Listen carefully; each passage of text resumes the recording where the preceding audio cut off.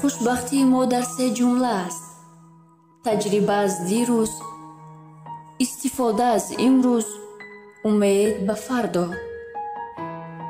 ولی افسوس که ما با 3 جمله دیگر زندگیمان را تباه می سازیم.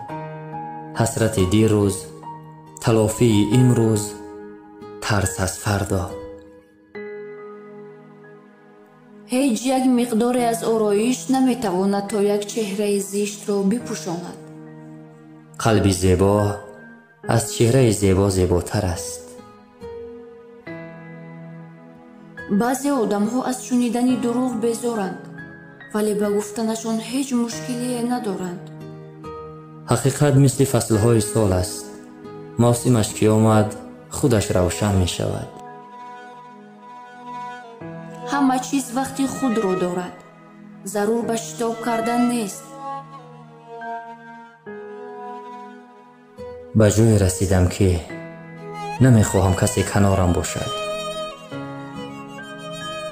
تنهایی از همنشینی بد بهتر است. تنها باش.